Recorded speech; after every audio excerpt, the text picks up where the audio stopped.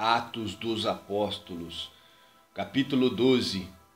Um anjo liberta Pedro da prisão. Naquela mesma ocasião, o rei Herodes mandou prender alguns que pertenciam à igreja, com o objetivo de maltratá-los, e matou a Tiago, irmão de João, por execução ao fio da espada. Observando que essa atitude agradava aos judeus, prosseguiu, ordenando também a prisão de Pedro, durante a festa dos pães sem fermento. Tendo-o prendido, mandou que fosse jogado ao cárcere e determinou que fosse vigiado por 4 escoltas com 4 soldados cada uma.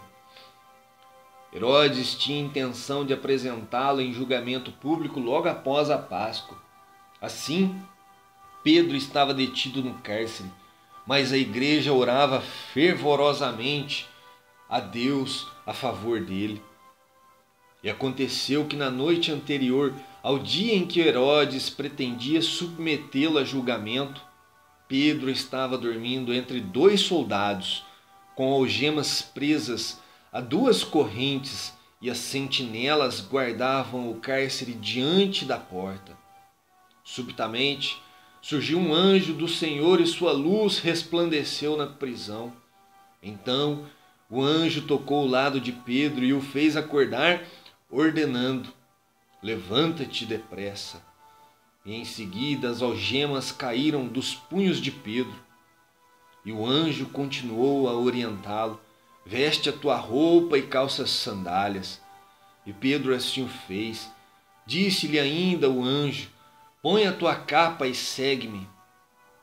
Ao sair, Pedro o seguiu, mesmo sem saber o que estava acontecendo, por meio do anjo.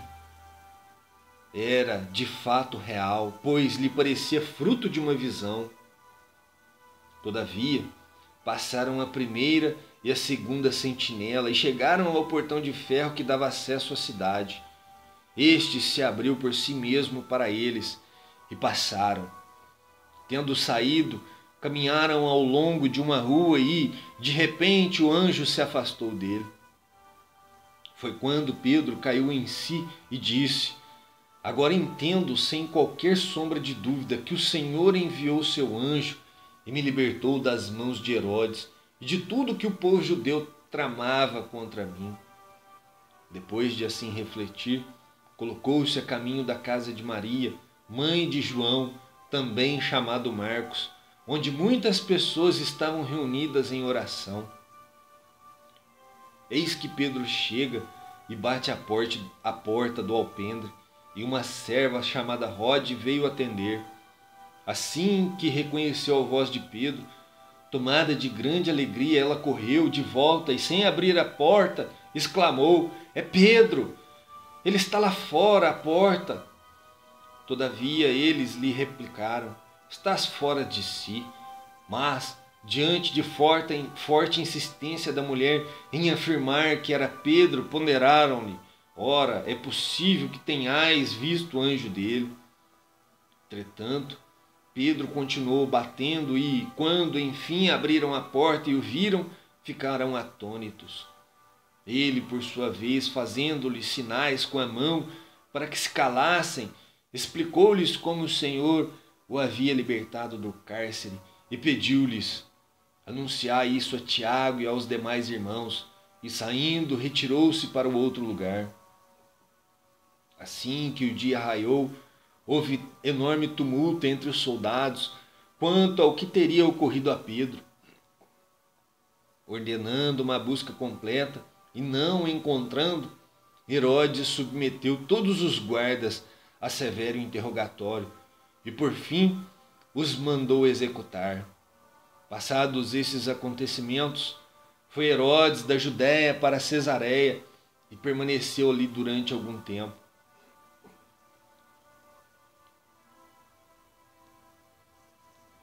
Herodes morre após aclamação. Herodes estava tomado de ira contra o povo de Tiro e Sidom. Todavia, eles haviam promovido uma reunião e buscavam uma maneira de serem recebidos em audiência por ele. Havendo conquistado o apoio de Blasto, homem de confiança do rei, pediram paz, pois dependiam das terras do rei para obter o alimento de suas famílias. Assim, no dia marcado, Herodes, vestindo trajes majestosos, assentou-se no seu trono e proclamou um discurso ao povo. Então, a multidão começou a gritar: Eis que é um Deus, e não um simples mortal que nos fala. Mas, considerando que Herodes não ofereceu glória a Deus, no mesmo instante um anjo do Senhor o feriu, e ele morreu comido de vermes. Entretanto, a palavra de Deus continuava a espalhar-se por toda parte, multiplicando-se. E havendo concluído sua missão, Barnabé e Saulo voltaram de Jerusalém, levando consigo João, também conhecido por seu segundo nome, Marcos.